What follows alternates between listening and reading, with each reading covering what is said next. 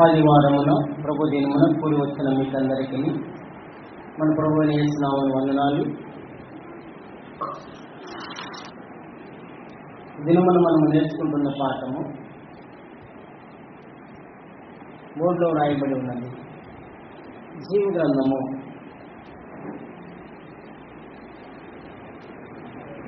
జీవ గ్రంథం అంటే ఏంటి? అది ఎలా ఏర్పడింది? అందులో ఎవరి పేర్లు ఉంటాయి? పేర్లుంటే వాళ్ళ జీవితము ఎలా ఉండాలి? చివరకు లభించే బహుమానం ఏంటి అని ఈ పాఠంలో మనము నేర్చుకుంటాము. జీవ గ్రంథాన్ని గురించి తెలుసుకోవాలంటే మనం ముందుగా జీవవాక్యాన్ని గురించి చదవాలి. ముఖ్యంగా 3 పదాలు గ్రంథంలో మనం చూస్తున్నాము. 1 జీవవాక్యము, 2 జీవ గ్రంథము, 3 జీవ కిరీటము. 3 పదాలు ప్రత్యేకించి గ్రంథంలో ఉన్నాయి. ఇవిగాక ఇలాంటివి ఉన్నాయి ఇంకా ఇతర పదాలు. జీవనదని, జీవవృక్షమని, జీవాహారమని ఉన్నాయి. అవి మన పాఠములో టచ్ కావాలి, అందుకని వాటిని వదిలేశాను. సరే, జీవాత్యాన్ని గురించి చదువుతాం మనము. ఫిలిప్పీ పత్రిక 2వ అధ్యాయంలో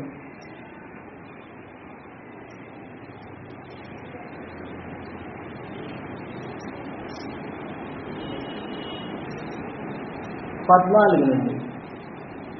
ఫిలిప్పీ 2:14 నుండి.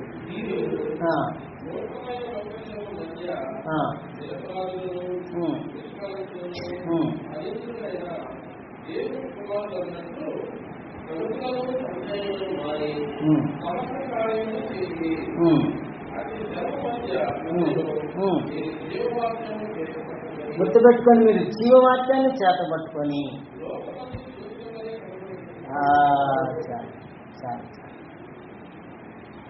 భూమి మీద బ్రతికే కాలంలో జీవవాక్యాన్ని చేతబట్టుకొని. జీవవాక్యం అంటే ఏంటి? జీవవాక్యం అంటే అపోస్తలుల బోధ, క్రొత్త నిబంధన చట్టము.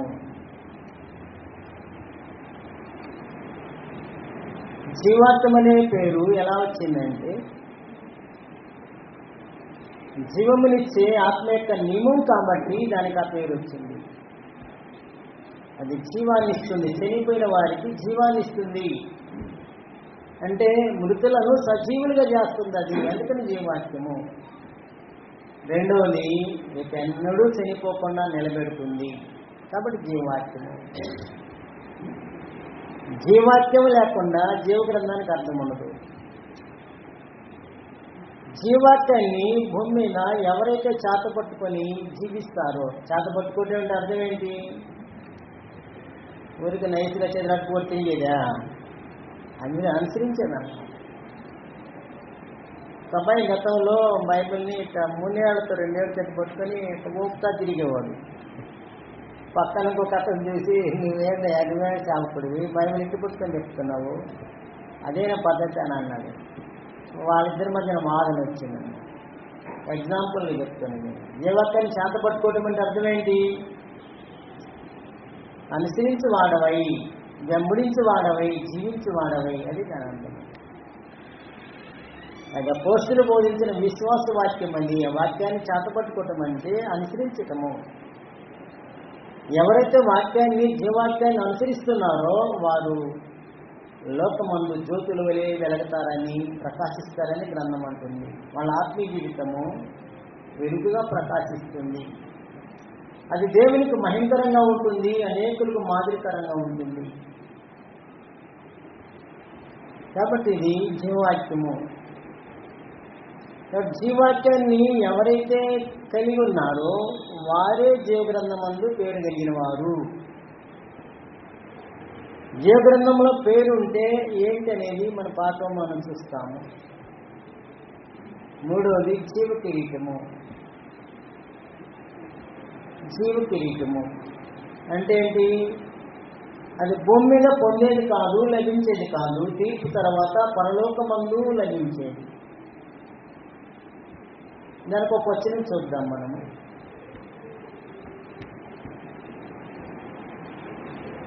ప్రకటన 2వ అధ్యాయంలో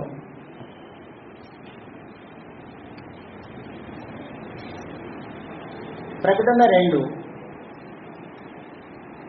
10వ వచనములో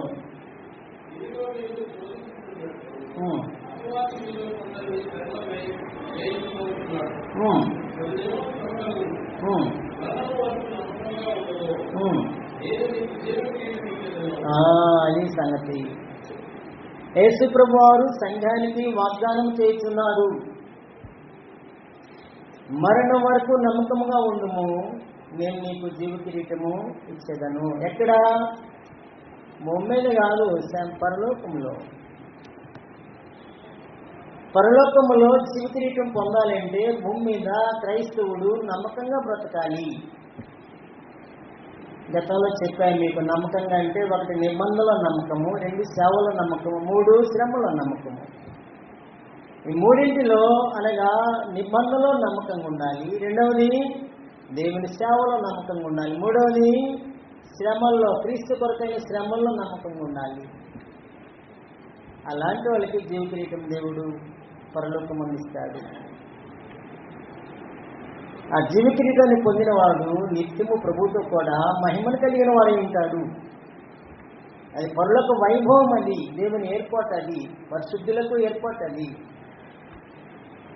ఈ 3 పదాలు ముఖ్యంగా క్రొత్త నిబంధనలు మనకు కనబడుతున్నాయి. 1 జీవవాక్యము, 2 జీవగ్రంథము, 3 జీవ కిరీటము.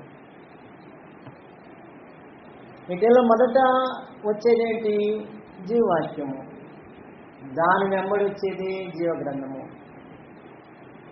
భూమి మీద మనము చదవటానికి, నేర్చుకోవటానికి, బోధించటానికి, అనుసరించటానికి, వెంబడించటానికి దేవుడు జీవాక్యాన్ని ఇచ్చినాడు. ఎప్పుడైతే జీవాక్యాన్ని చేతబట్టావో ఆనాడే నీ పేరు, నా పేరు జీవగ్రంథములో ఎంటర్ అవుతుంది. అదే జీవ గ్రంథము. మీకు క్వశ్చన్ వేస్తున్నా నేను, గతంలో ఈ జీవ గ్రంథము ఉండేదా లేదా? గతంలో సిలువకు ముందు జీవ గ్రంథం అనేది ఉందా లేదా?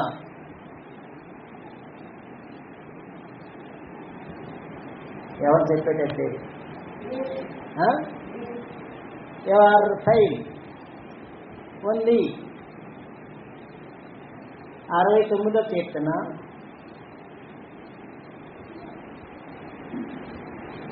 28వ వచనము. 69, 28.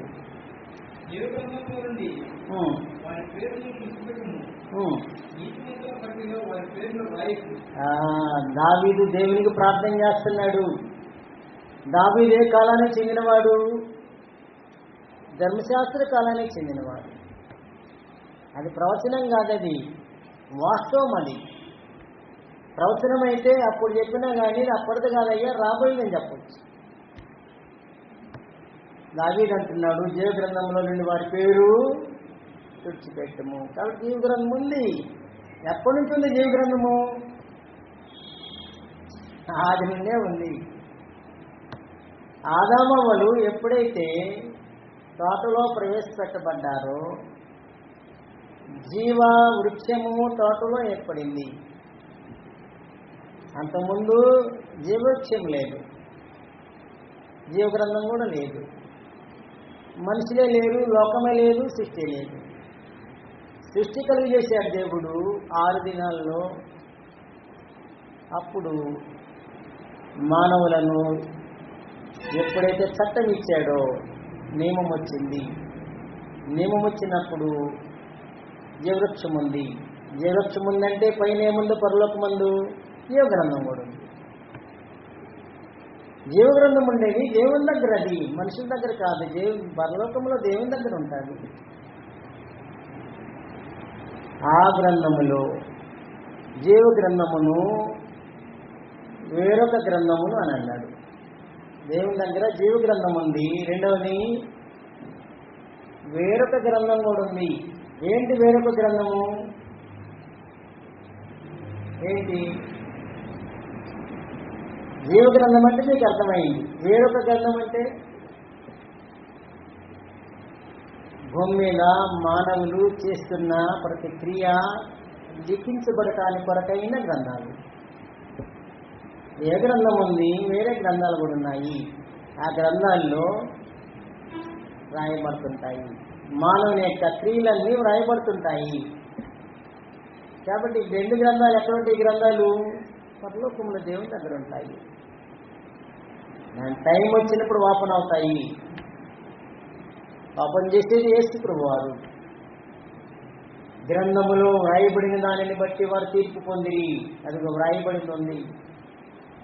ప్రకటనలో మాట ఉందన్నమాట. 20వ అధ్యాయంలో ఉందన్నమాట. గ్రంథములో వ్రాయబడిన దాన్ని బట్టి వారు తీర్పు పొందిరి. కాబట్టి మన క్రియలన్నీ లిఖించబడుతున్నాయి. ఎవరికి ఏది పోదు. కానీ లోకం ఏమంటుంది? నిద్రపోతున్నా. లోకం ఏమంటుందంటే గాలి మాటలు లేయా అంటారు. నిజమేనా? కాదు, అది గాలి మాటలు కాదని ఇరుడా ఆడు రాసేస్తున్నాడు దేవుడు కదా. వాడికి గాలిపోతలు కూర్చున్నాడే, వాడి మాటలు నీకు ఎందుకు పట్టించుకోబాదు. మనం పట్టించుకోకూడదు అయితే, కానీ గాలి పోలా మాటలు ఎక్కడున్నాయి? దేవుని దగ్గర రాయబడుతున్నాయి. గ్రంథములో రాయబడిన దాన్ని బట్టి తీర్పుంది. మాట్లాడిన మాటలైనా మనం చేసే క్రియలైనా ప్రతి కార్యమైనా దేవుని గ్రంథంలో రాయబడుతుంది. అది దేవుని ఏర్పాటు. ఆ క్రియలను బట్టే తీర్పు. వారి క్రియలు వారు వెంట పోవనన్నాడు. గ్రంథంలో రాశారు, అక్కడ వాస్తున్నారు. అదే సమయంలో మన క్రియలు మనం వెంటే వస్తాయి. కాబట్టి క్రియలను బట్టి తీర్పు. కానీ మాటలు గాలి బావు రాసేస్తున్నాడు దేవుడు. కనుక జాగ్రత్తగా మనము నడవాలి. ఒక తప్పు చేస్తే ఒక మనిషి ఆ తప్పు యొక్క ఫలము పొందాల్సిందే. వాడు మంచి చేసినా చెడ్డ చేసినా, మంచి చేస్తే మంచి ఫలం వస్తుంది మనకు, చెడు చేస్తే చెడు ఫలం వస్తుంది. ఈ రెండు దేవుని దగ్గరే ఉన్నాయి. కీర్తనగా యెషయా గ్రంథంలో 40వ అధ్యాయంలో 10వ వచనంలో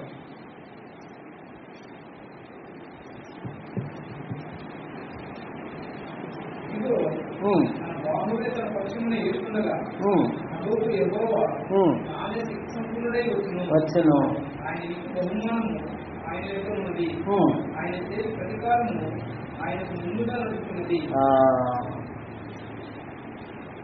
దేవుడు ఏలుతున్నాడు. తన బాహుబలమై ఏలుతుంది. ఏలుతున్న దేవుడు ఏం చేస్తున్నాడంట? ఆయనకు బహుమానము ఆయన చేతిలో ఉంది. ఆయన చేసే ప్రతీకారము ఆయన ముందే నడుస్తుంది. కాబట్టి దేవుడు ఏం చేస్తాడంట? ఒకటి బహుమానం ఇస్తాడు. ఎవరికి? విధేయత కలవారికి, భయభక్తులు కలవారికి, మాట వినేవారికి బహుమానం ఉంది. రెండవది ఏమన్నాడు? ఆయన చేయు ప్రతీకారం అంటే వారి క్రియలను బట్టి వారికి ఇచ్చే ప్రతిదండన ఆయన ముందే ఉంది. కాబట్టి బహుమానం ఇచ్చేది దేవుడే, శిక్షించేది కూడా దేవుడే. మీకు ఒక క్వశ్చన్ ఇప్పుడు, ఎందుకు దేవుడు శిక్షిస్తున్నాడు? తప్పు చేసిన వారిని దేవుడు ఎందుకు శిక్షిస్తాడు? కఠిన హృదయుడనా? నీతి న్యాయము లేనివాడనా? దయాదృష్టి లేనివాడనా? మరి ఎందుకు దేవుడు కఠినంగా శిక్షిస్తాడు? శిక్షలో వెరైటీలు ఉన్నాయి. సాధారణ శిక్ష, కఠిన శిక్ష, ఇంకా మితంగా శిక్షించటము. ఇశ్రాయేలుని దేవుడు మితంగా శిక్షించాడంట. ఇర్మియాలో ఆ మాట ఉంది. ఆయన మిమ్మల్ని మితంగా శిక్షించను. మితంగా శిక్షించలేదనుకో ఒక్క ఇజ్రాయేలు కూడా మిగలదు. ఇంకా ఒక్కడు కూడా మిగలలేదనుకో అప్పుడు ఏమవుతుంది? దేవుని సంకల్పం ఫెయిల్యూర్ అవుతుంది. ఆయన చేసిన వాగ్దానాలన్నీ నెరవేరవు. మెస్సియా భూలోకానికి వచ్చే ఛాన్స్ ఉండదు. అందుకని ఇశ్రాయేలుని పూర్తిగా నాశనం చేయకుండా ఏం చేశాడు? ఆయన మితంగా శిక్షించను. కాబట్టి శిక్షించేది ఆయన, శిక్ష ఆయన దగ్గర ఉంది. అది చెడుతనానికి శిక్ష, పాపానికి శిక్ష. అయితే ఎందుకు వాడు ఎన్నడూ పాపం అనేది ఊసే ఎత్తకూడదు అన్నమాట. అందుకు పాపం జోలికి పోకుండా ఉండటానికి శిక్ష, అది బాగుపడటానికి శిక్ష. అది మరి చచ్చిపోయిన వాళ్ళ సంగతి ఏంటి? ఈ దెబ్బల చేత 7,000 మంది వచ్చారని ప్రకటనలో ఉంది. మరి వాళ్ళకేం పాఠము? వాళ్ళకేం పాఠం లేదు, బతుకున్న వాళ్ళకి పాఠము. బతుకున్న మానవుడా వాళ్ళ సంగతి చూడు, నీ గట్టి కూడా అంతే అని చెప్పటానికి అన్నమాట. కాబట్టి శిక్షలు దేవుని దగ్గర ఉన్నాయి, ఆశీర్వాదాలు కూడా దేవుని దగ్గర ఉన్నాయి. అది భూమి మీద జరిగే కార్యక్రమాల్లో ఒకటి. కనుక భూనివాస కాలము శ్రేష్టమైనది. జాగ్రత్తగా గ్రహించి అనుసరిస్తే ఆశీర్వాదకరము, లేకపోతే సమస్య అవుతుంది. కనుక జీవాత్యాన్ని ఎవరైతే అంగీకరించినారో ఆనాడే పరలోకమందున్న దేవుని జీవగ్రంథంలో పేరు రాసేస్తాడు. జీవగ్రంథానికి మరొక పేరేంటి? ఇది మీకు క్వశ్చన్. ఇప్పుడు జీవగ్రంథంలో మరొక పేరు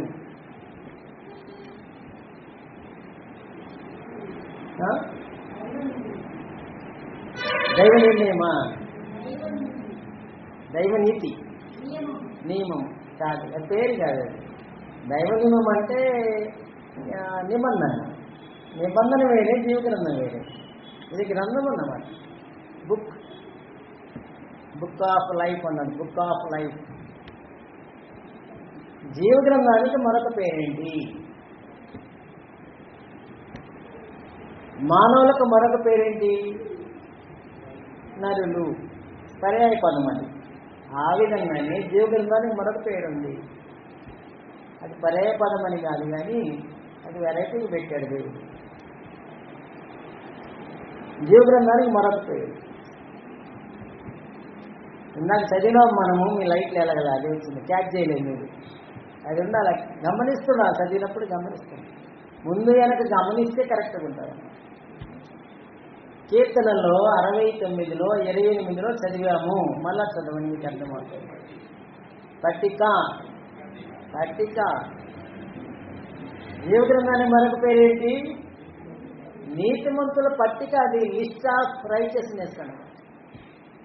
నీతిమంతుల పట్టిక అది. నీతిమంతుల పేర్లే ఉంటాయి దాంట్లో, పాపుల పేర్లు ఉండవు. అది నీతిమంతుల పట్టిక. జీవగ్రంథానికి మరొక పేరు నీతిమంతుల పట్టిక. అంటే నీతిమంతుల పేర్లు ఉంటాయి కాబట్టి వాళ్ళు నీతిమంతుల పట్టిక అని అన్నాడు.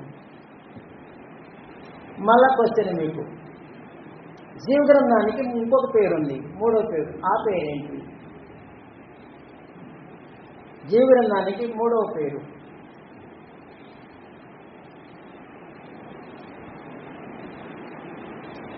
అందరూ సైలెంట్గా ఉన్నారంటే ఎవరు చెప్పలేదని కదా. మూడో పేరు ఏంటంటే గొర్రెపిల్ల జీవగ్రంథము. అది ఇంకా వెరైటీ అన్నమాట. గొర్రెపిల్ల జీవగ్రంథము అది సిలువ తర్వాత వచ్చే పదం. అది ఆదిలో లేదు, ధర్మశాస్త్ర కాలంలో లేదు. ఎప్పుడు వచ్చింది? సిలువ తర్వాత వచ్చింది ఆ టైటిల్. చూపిస్తాను మీకు. ప్రకటన గ్రంథంలో 13వ అధ్యాయంలో, ప్రకటన 13 8వ వచనము.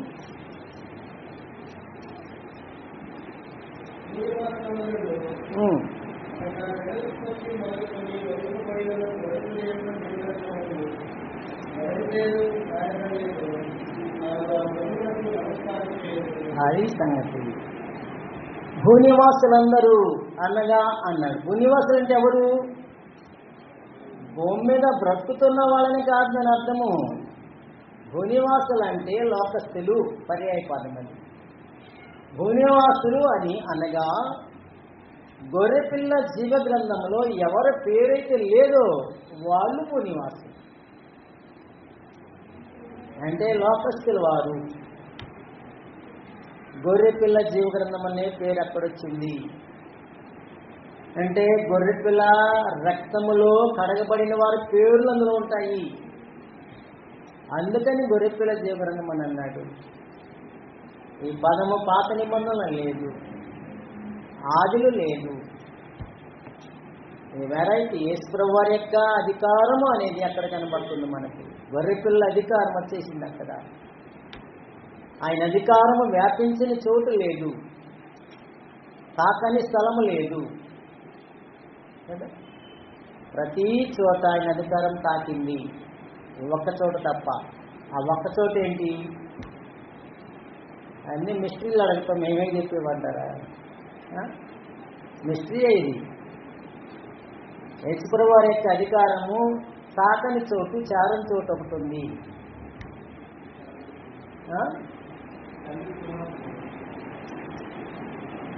తండ్రి సింహాసనం అనే దానికంటే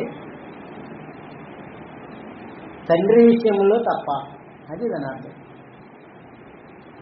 అంత అధికారం ఆయనకు ఉంది, కానీ ఎక్కడ లేదు అధికారం ఆయనకి? తండ్రి మీద లేదు, అది దాని అర్థం కదా. దేవదూతల మీద ఉంది, పరిశుద్ధుల మీద ఉంది, అధికారుల మీద ఉంది, ప్రధానుల మీద ఉంది, భూపతుల మీద ఉంది. ఒక చోటు కాదు, అన్ని చోట్ల. చెప్పి ఆయన అధికారం లేని చోట, ఆయన ప్రభావం పడని చోట లేదు, మొత్తం ఉంది. కానీ ఒకే ఒక చోటు, అది దేవుని మీద తప్ప. దేవుని మీద ఆయన ప్రభావం లేదు, దేవుని మీద ఆయన అధికారం లేదు. ఎందుకంటే ఆయన అందరికంటే గొప్పవాడు కదా, అందరికీ పైగా ఉన్నవాడు, అందరికీ అధికారాలు ఇచ్చేవాడు, అన్ని కార్యములు జరిగించేవాడు, సర్వములో సర్వమైన దేవుడు. కాబట్టి ఆయన మీద ఎవరు ప్రభావం పడదు. ఆయన ఇచ్చాడు కాబట్టి అంత గొప్ప అధికారం ప్రభువుకి వచ్చింది. అదే గ్రంథం చెప్పింది, దేవుడు నజరేయుడైన యేసును మహిమపరచినట్టు. అది దాని అర్థము. కాబట్టి యేసు యొక్క ప్రభావము జీవగ్రంథం మీద కూడా పడింది. అందుకని దానికి ఏం పేరు వచ్చేసింది? ఇప్పుడు టైటిల్ మారింది కదా. ఇంకా టైటిల్ కడదాకా ఉంటుంది, మారే టైటిల్ కాదు అది. పార్టీ మారితే టైటిల్ మారుతుంటాయి భూమి మీద కదా, అట్ట మారం అన్నమాట. ఇంకా మారే టైటిల్ కాదు అది, శాశ్వతంగా ఉంటుంది. తీర్పు దాకా అదే టైటిల్ ఉంటుంది. జీవగ్రంథం అనేది దేవుడు ప్రత్యేకంగా ఏర్పాటు చేసి, మహాజ్ఞాని ఆయన, అందుకనే జీవగ్రంథాన్ని ఏర్పాటు చేశాడు, పరలోకములో పెట్టాడు. విశ్వాసము ద్వారా నీతిమంతులైన వారి పేర్లు అందులో రాశాడు. రాశాడంటే వాళ్ళ జీవితము జీవగ్రంథాన్ని దృష్టిలో పెట్టుకొని స్థిరపరచుకోవాలి. జీవగ్రంథంలో పేరుందని ఆనందించాలి, జీవగ్రంథానికి అనుగుణంగా నడవాలి. గ్రంథం అక్కడుంది, దానికి అనుకూలంగా నడిచే జనులకు భూమి మీద ఉన్నారు. అలా నడవటానికి మన దగ్గర ఏముంది? జీవవాక్యం ఉంది. జీవవాక్యానికి జీవగ్రంథానికి లింక్ ఉంది కదా. జీవవాక్యాన్ని చేతబట్టిన వాడే జీవగ్రంథానికి అనుగుణంగా నడుస్తాడు. ఆ గ్రంథంలో పేరు ఎప్పుడు రాయబడుతుంది? ఎప్పుడైతే క్రీస్తును ధరించుకున్నారో, నీతిమంతులుగా తీర్చబడ్డారో, అప్పుడు పేరు రాసిన తర్వాత ఆ పేరు మళ్ళీ తుడిచేసే ఛాన్స్ ఉంది. తుడిచిపెట్టబడకుండా కాపాడుకోవాల్సిన అవసరము ప్రతి విశ్వాసికి ఉంది. అది బాధ్యత. కాబట్టి జీవగ్రంథము ప్రత్యేకమైనది. ఒక సంకల్పం ప్రకారం దేవుడు దాన్ని ఏర్పాటు చేసి పరలోకములు తన దగ్గర పెట్టుకున్నాడు. ఆ జీవగ్రంథంలో మన పేర్లు రాయబడ్డాయి.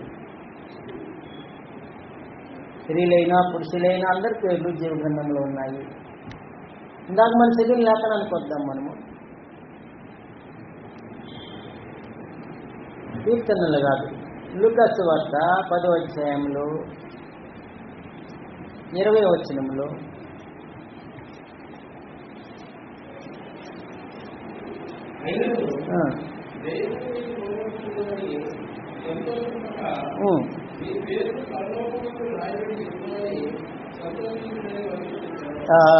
అది సంగతి.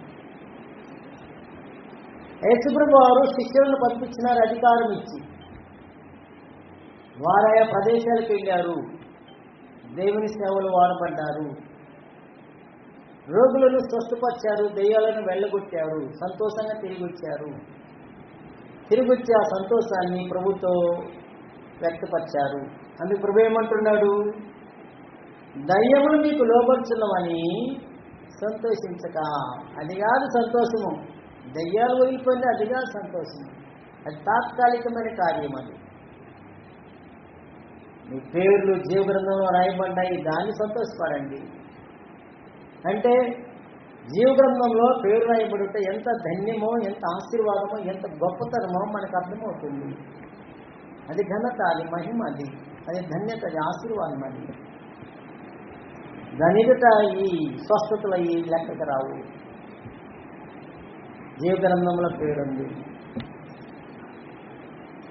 అది డబ్బులు పెట్టి కొనేది కాదు, రికమెండేషన్ వల్ల వచ్చేది కాదు, ఎవరి ద్వారా పొందేది కాదు, క్రీస్తు ద్వారా జరిగే కార్యక్రమం. అది వారు ధన్యులు. జీవగ్రంథంలో పేరుంటే వారు ధన్యులు. ఏంటి జీవగ్రంథంలో పేరుంటే ధన్యత? ఏంటి ధన్యత?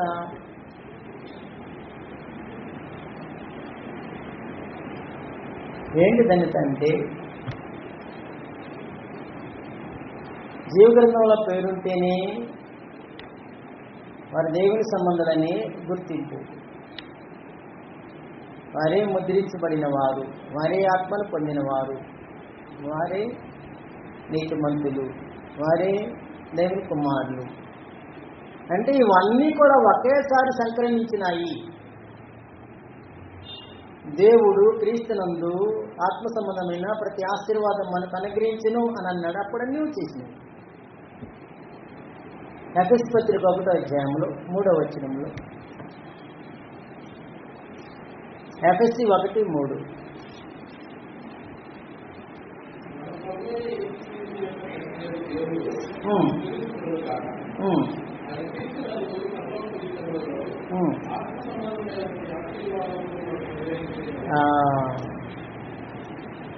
మన ప్రభువాకు యేసుక్రీస్తు యొక్క తండ్రి దేవుడు స్తుతింపబడును గాక.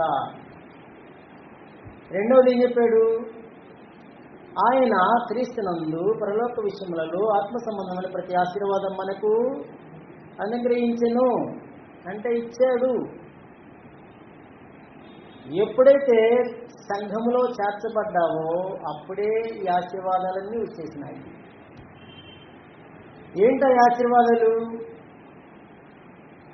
దేవుని కుమారులయ్యారు, నంబర్ 1 అది. రెండవది పరిశుద్ధాత్మ ముద్రను పొందినారు. మూడవది పరలోకమందు జీవగ్రంథములో వారి పేర్లు రాశారు. నాలుగవది రాజులైన యాజక సమూహంగా చేర్చబడ్డారు వాళ్ళు. ఐదవది ప్రభు యొక్క అనుచరులుగా స్థిరపరచబడ్డారు. ఆరోది అభిషేకించబడిన. ఇట్లా చాలా ఉన్నాయి. ఈ ప్రాథమికమైన ఆశీర్వాదాలన్నీ అవి బాప్తిజమునందే వచ్చేస్తాయి. ఆ ఆశీర్వదించబడిన ఆశీర్వాదాల్లో ఒకటి ఏంటంటే జీవగ్రంథంలో పేరు. అది నీకు ధన్యత, ఆశీర్వాదం. అది నువ్వు ధన్యుడవు, నీవు ధన్యుడవు అని గ్రంథం అంటుంది. జీవగ్రంథమా నీ పేరు, అందులో ధన్యుడవు.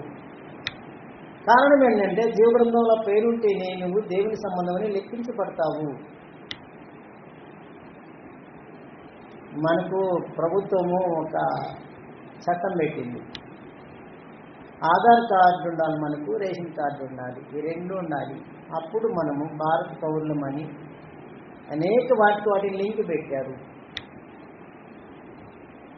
ఆధార్ కార్డు లేదనుకో భారత పౌరసత్వము నీకు లేదు. అదేవిధంగా జీవగ్రంథంలో పేరు లేదనుకో పరలోక పౌరసత్వము లేదు. లింక్ అన్నమాట. ఫిలిప్పీ పత్రిక 3వ అధ్యాయంలో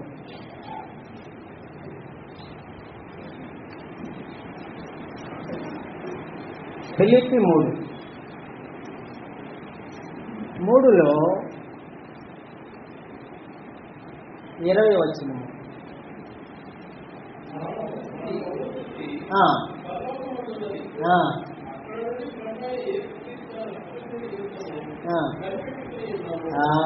మన పౌరస్థితి అంటే తెలుసు కదా.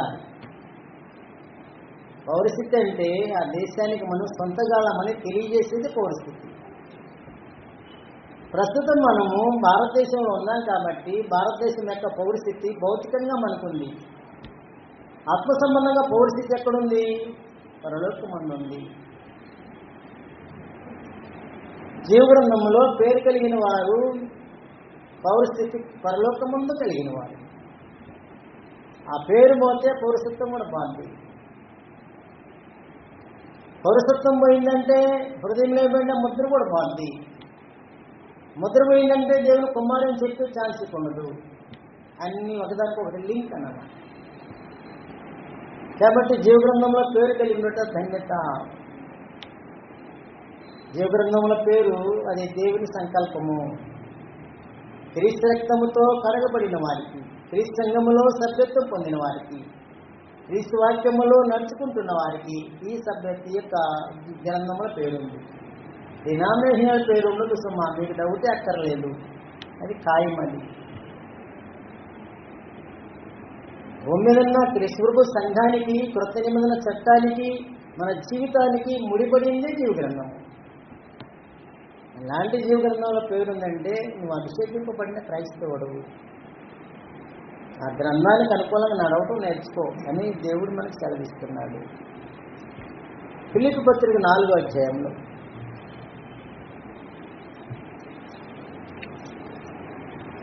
ఫిలిప్పీ 4వ అధ్యాయం 3వ వచనంలో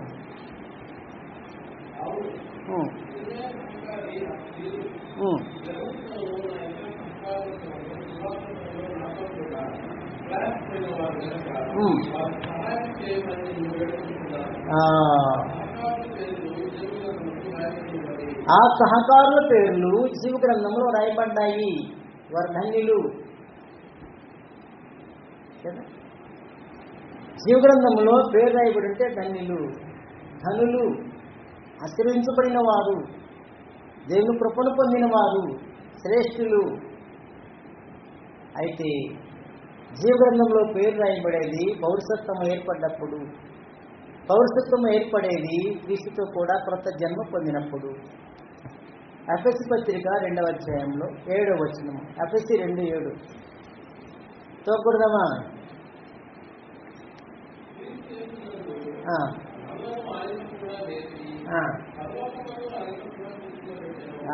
అది సంగతి. మీకు అర్థమైందా లేదు? చదివినప్పుడే అర్థం కావాలి. అలా అర్థం కానప్పుడే సేవకుడు వివరిస్తాడు. దేవుడు క్రీస్తు యేసునందు ఆయనతో కూడా మనం లేపాడంట. దానికి అర్థం ఏంటి? ఇది బాప్తిజమము. క్రీస్తు యేసునందు ఆయన అధికారములో ఆయనతో కూడా లేపి అంటే ఆయనతో కూడా లేవటంటే బాప్తిజమము. అలా బాప్తిజం పొందిన వాడిని దేవుడు ఎక్కడ కూర్చోబెట్టాడంట? ఆయనతో కూడా పరలోక రాజ్యములో కూర్చోబెట్టాడు. అంటే పౌరస్థితి అక్కడే పడింది. జీవము క్రీస్తుతో కూడా దేవుని యొక్క దాచబడింది అనే భావము. కాబట్టి పౌరస్థితికి ఎన్ని లింక్ ఉన్నాయి చూడండి. పౌరస్థితికి బాప్తిజానికి లింక్. పౌరస్థితి కలిగిన నాడే జీవగ్రంథం కూడా పేరు వచ్చేసింది. అదే ధన్యత. జీవగ్రంథంలో పేరు ఉండటం ధన్యత. అయితే జీవగ్రంథంలో పేరు కలిగిన వారు ఏమేమి జాగ్రత్తలు పాటించాలి అనేది కొన్ని మనం చూసుకొని ముందుకున్నాము. జీవగ్రంథంలో పేరుంటే ఏం చేయాలి మనము? మొదటిగా జీవగ్రంథంలో పేరు కలిగిన విశ్వాసి, పరిశుద్ధుడు, క్రైస్తవుడు ఇక పాపం చేయకుండా జాగ్రత్త పడాలి. అది మొదటి పాయింట్. దేనికి మీదే వస్తుంది మొదట. జీవగ్రంథంలో పేరున్న క్రైస్తవుడు పాపం చేయకుండా జాగ్రత్తగా ఉండాలి. భద్రంగా తను కాపాడుకోవాలి.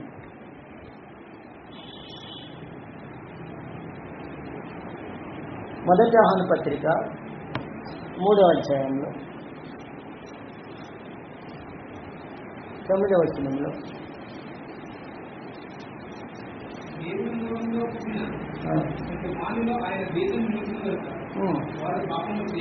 అది సంగతి. దేవుని మూలంగా పుట్టినవాడంటే బాప్తిజం ద్వారా కృతజన్మ పొందినవాడు. దేవుని మూలంగా పుట్టిన వాళ్ళు ఆయన బీజము నిలిచిన కనుక, బీజం అంటే వాక్యము, విత్తనము. ఇప్పుడు పాపము చేయడు, చేయజాలనేసాడు. ఎందుకంటే మనలో బీజం ఉంది, జీవాక్యం ఉంది. జీవాక్యం ఉంటే పాపం చేయడు. పాపం చేయడు కాబట్టి పేరు ఎక్కడ భద్రంగా ఉంటుంది? జీవగ్రంథం భద్రంగా, ఎన్నటికీ పోదు. మోషే అన్నాడు, అయ్యా వాళ్ళ పేర్లు రాయకపోతే నా పేరు కూడా తుడిసేయని అన్నాడు. మంచిదేనా అంటే మానవులు అప్పుడప్పుడు కొంచెం పొరపాటుగా మాట్లాడతారని వాస్తవం. దేవుడు క్షమిస్తున్నాడు. ఇశ్రాయేలులను అరణ్య ప్రయాణములు నడిపిస్తుండగా వాళ్ళు చేసిన పాపాన్ని బట్టి, చెడుతనాన్ని బట్టి దేవుడు వాళ్ళ పేర్లను జీవగ్రంథంలో తుడిచేశాడు. మోషే రికమెండ్ చేస్తున్నాడు, అయ్యా వాళ్ళ పేర్లు తుడిచేసి నాకు చాలా బాధ ఉంది, నాకు దయచేసి వాళ్ళ పేర్లు తిరిగి మళ్ళా రాయి. వాళ్ళ పేరు రాయలేదో నా పేరు కూడా తుడిచేస్తాడా? అది నీ పని కాదు.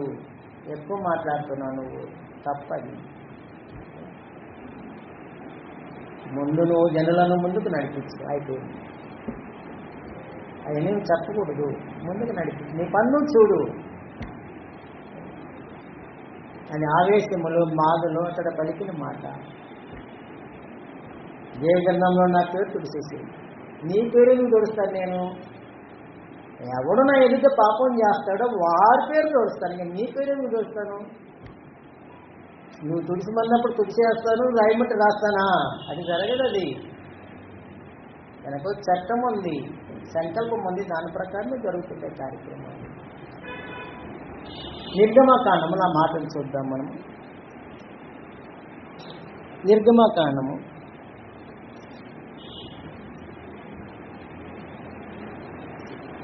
32వ అధ్యాయంలో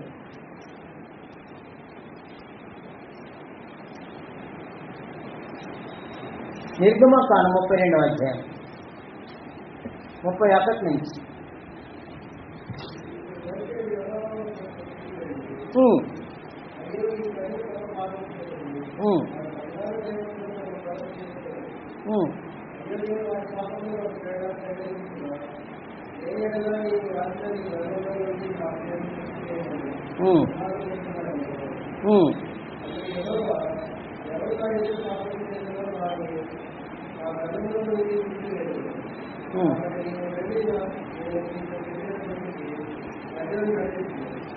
అది సంగతి. నేను చెప్పిన మాటలన్నీ ఎక్కడ ఉన్నాయి?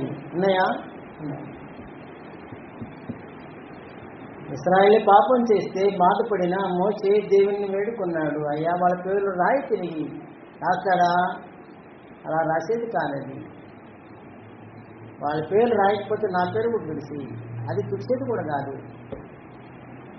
ముందు నీ పంచుడు. కాబట్టి ఎవరు చెప్పాడు ఆయన కింద, ఎవడు నా ఎదుట పాపం చేయను వారి పేరే జీవగ్రంథముల నుండి నా గ్రంథం నుండి తుడిచేస్తాను. ఆ జీవగ్రంథం ఎవరిది? ఆయనదే జీవగ్రంథం. నా గ్రంథముల నుండి వారి పేరు తుడిచేస్తాను. ఇక్కడ మనం పాపం చేయకున్నంత కాలము మన పేరు జీవగ్రంథములు భద్రంగానే ఉంటుంది. డోకా లేదు, సమస్య లేదు. ఆ పేరు ఉంటేనే పరలోకం వెళ్ళే ఛాన్స్ ఉంటుంది, పేరు లేకపోతే వెళ్ళలేవు. కాబట్టి జీవగ్రంథంలో పేరు రాయబడిన క్రైస్తవుడు స్థిర హృదయం కలిగి పాపం చేయకుండా తను కాపాడుకుంటుండాలి. 2వ పాయింట్ చెప్తున్నా, మనకున్న టైంలో ముగించేస్తాను. 2వ పాయింట్, తను లోక సంబంధి కానట్టు బ్రతకాలి. జీవగ్రంథంలో పేరు కలిగిన వాడంటే దేవదూతతో సమానం. జీవగ్రంథంలో పేరు కలిగిన వాడు దేవదూతలతో సమానం. వారు భూలోక నివాసులు కాదు, వాళ్ళు పరలోక నివాసులు. అందుకే బైబిల్ ఏమంది? పరలోకమా పరలోక నివాసులారా అని. పరలోకమా పరలోక నివాసులారా. అటు క్రైస్తవులందరూ ఏ లోకానికి చెందినవారు? పరలోక నివాసులు. ప్రకటన 12వ అధ్యాయంలో 12వ వచనం, 12 త్వరగా.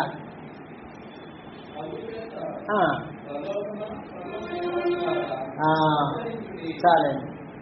పరలోకమా అంటే దేవుని నివాస స్థలము. పరలోకమా, పరలోక నివాసులు. ఎవర నివాసులు? క్రైస్తవులే. ఆ సందర్భంలో పరలోక నివాసులారా అంటే క్రైస్తవులారా.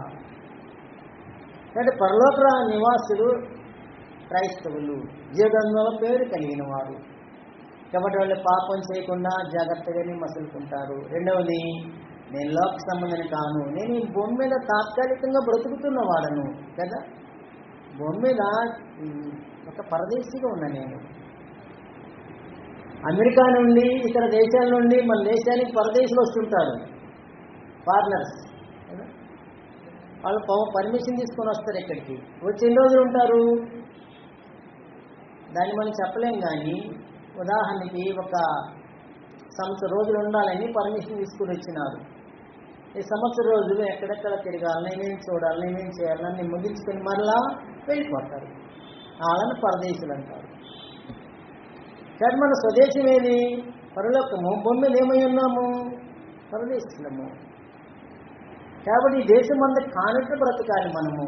నేను లోక సంబంధం కాదు, ఈ లోకం నాది కాదు, కేవలం యాత్రికుడిని, పరదేశిని, వచ్చే ఇక్కడ ఉన్నాను, కొన్ని బాధ్యతలు ఉన్నాయి, నెరవేరుస్తాను, అయిపోతాను నేను. ఆ భావంతో బ్రతకాలి క్రైస్తవుడు.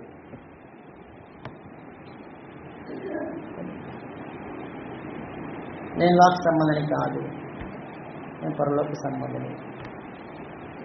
అంటే ఎంతో జాగ్రత్తగా, మెలకుగా, భద్రంగా తన విశ్వాసాన్ని కాపాడుకుంటూ సాగిపోతుంటాడు. నేను లోక సంబంధం కాదు. యేసుప్రభువు అన్నాడు, నేను లోక సంబంధం కానట్టు వారు కూడా లోక సంబంధం కాదు. ఎప్పుడైతే లోక సంబంధం కామో అప్పుడు లోకం ఏం చేస్తుంది మనల్ని?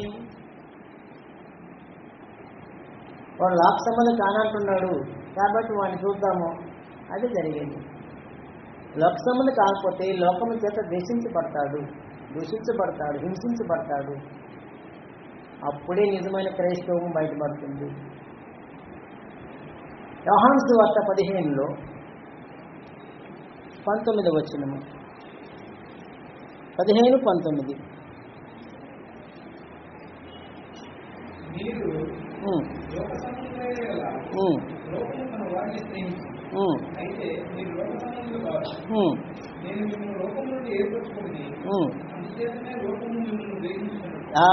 లోకం మిమ్మల్ని ద్వేషిస్తుంది.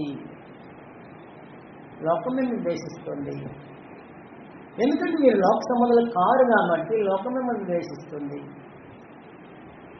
ద్వేషించేదే కాదు, దూషిస్తుంది కూడా. ద్వేషించేది మనసులో, దూషించేది నోటితో.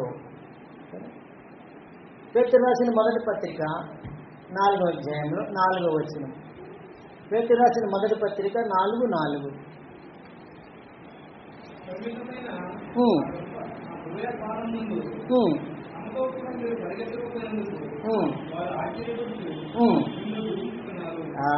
దూషిస్తున్నారు. ఎందుకు దూషిస్తారంట? వాళ్ళతో కూడా కలిసి సాగటం లేదు కాబట్టి దూషిస్తారు. కాబట్టి లోకము ద్వేషిస్తుంది, దూషిస్తుంది, హింసిస్తుంది. నిజమేనా? అవును. లోకం హింసిస్తుందంటే దాని అర్థమేంటి? లోకం హింసిస్తుందంటే సాతాను హింసిస్తున్నాడు దాని అర్థం. దేవుడు కాదు, సాతానుడు. ప్రకటన 12:17, 17. ప్రకటన 12:17. టైం అవుతుంది.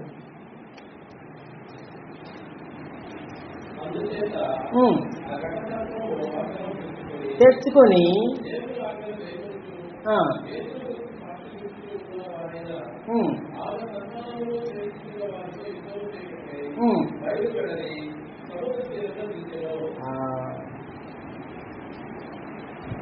అది వివరించడానికి టైం చాలదు.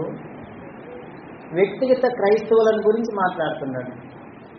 క్రైస్తవులను హింసించడానికి, వాళ్ళకి యుద్ధం చేయటానికి సముద్ర తీరాన వచ్చి నిల్చున్నాడంట ఘట సర్పము. ఘట సర్పం అంటే ఏంటి? సాతానుడు. సముద్రం అంటే లోకము. కాబట్టి హింస దేవుని పిల్లలకి ఎక్కడి నుంచి వస్తుంది? సాతాను దగ్గర నుండి, వాళ్ళ ప్రతినిధుల నుండి. అది మన విశ్వాసానికి పరీక్ష, ఓర్పు పరీక్ష. కాబట్టి లోక సంబంధి కానట్టు బ్రతకాలి. నేను లోక సంబంధాన్ని కాదు కాబట్టి ఆ ఆచారాలు పద్ధతులు నాకు ఉండవు, వద్దు. నేను లోక సంబంధాన్ని కాదు కాబట్టి లోకం ద్వేషిస్తుంది, దూషిస్తుంది, హింసిస్తుంది, నేను సహిస్తాను. అది జీవగ్రంథం పేరు కలిగిన వారి యొక్క జీవిత లక్ష్యము. దీంట్లో ఒక సూత్రం ఉంది. జీవగ్రంథంలో పేరుంటే ఆ మనుషుడు లోకాన్ని జయించేవాడై ఉండాలి. జీవగ్రంథంలో పేరుంది కాబట్టి నువ్వు లోకం చేత ఓడిపోవటం కాదు, లోకం జయించేవాడు ఉండాలి. లోకాన్ని జయించడం అంటే ఏంటి అర్థము? జయించడం అనేది ఒక కోణంలో ఒక భావంతో చెప్పిన మాట అండి. మొదటి యోహాను పత్రిక 5వ అధ్యాయంలో 4వ వచనం. యోహాను రాసిన మొదటి పత్రిక 5:4.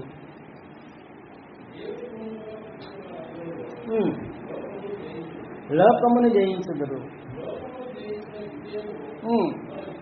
విశ్వాసమే. క్రైస్తవుడు విశ్వాసము ద్వారా లోకాన్ని జయించగలడు. జయించిన వాడు విజయశాలి. వాడు ప్రభుతో కూడా సంచరిస్తాడు. వాడు దేవుని వాగ్దానాలు పొందుతాడు. పరలోకమందు జీవగ్రంథాన్ని బట్టి పరలోకం చేరతాడు. కాబట్టి జీవగ్రంథంలో పేరు రాసింది దేనికి? జయశాలగా బ్రతుకు సమా వెళ్ళు అందుకు అన్నమాట. లోకాన్ని జయించటం అంటే అర్థం ఏంటి? లోకాన్ని జయించటం అంటే లోకంలో ఉన్న కార్యాలు జయించటము. శరీరాశ, నేత్రాశ, జీవపడము. వాటిని జయిస్తే లోకాన్ని జయించినట్టు. ఇది ఆత్మ జీవితంలో జరిగే పోరాటము, యుద్ధము. ఆ యుద్ధంలో జయించిన క్రైస్తవుడు జయశాలి. జయించిన వాడు తెల్లని వస్త్రాలు ధరించుకొని ప్రభుతో కూడా సంచరిస్తాడు. వాడే పరలోకం చేరతాడు. ప్రకటన 3వ అధ్యాయం 5వ వచనములు. ప్రకటన 3:5.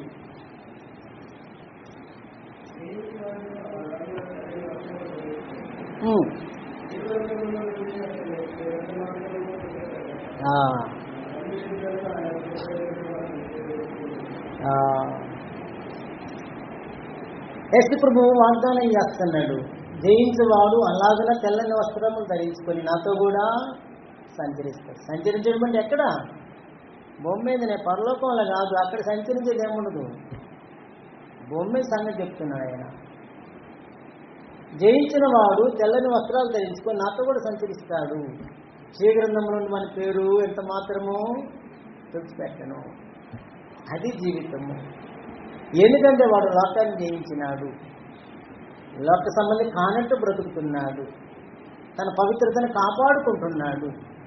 దేవుని ఉద్దేశాలను నెరవేరుస్తున్నాడు. దేవుని కుమారుని చెప్పుకోవటానికి యోగ్యుడు. కాబట్టి వాని పేరు జీవగ్రంథంలో నేను ఎంత మాత్రం చేయను అని ప్రభు వాగ్దానం చేస్తున్నాడు. ఇవన్నీ నెరవేర్తే అప్పుడు జీవగ్రంథాన్ని బట్టి, పేరుని బట్టి పరలోకము చేరబోతున్నాము. చివరిగా ఒక వచనం తీసుకొని ముగించుకున్నాము.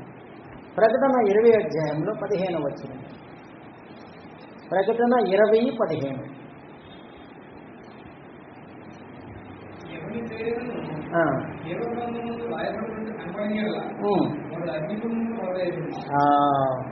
ఎవరి పేరైనను, ఎవరి పేరంటే దాని అర్థం ఏంటి? భూమి మీద ఉన్న మానవులందరినీ దృష్టిలో పెట్టుకుని మాట్లాడుతున్నాం. ఎవరి పేరైతే జీవగ్రంథములో కనబడదో వాడు అగ్నిగుండములో పడవేయబడిన. అది 2వ మరణము.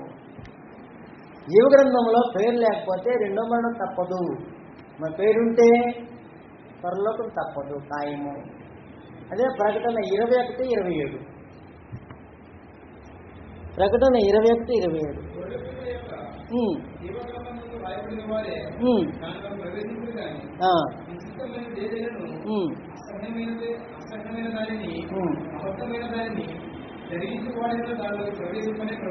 అది సంగతి.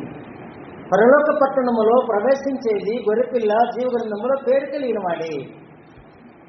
ఆ పేరుంటే పరలోకము దక్కుతుంది. పేరు లేకపోతే 2వ మరణం పాలవుతాడు. కాబట్టి మనం విన్న పాఠం ఏంటి? జీవగ్రంథం గురించిన పాఠము. మళ్ళీ దాన్ని రిపీట్ చేయాలంటే టైం చాలదు. ఓపికతో మీ ప్రభు నామములో వందనాలు.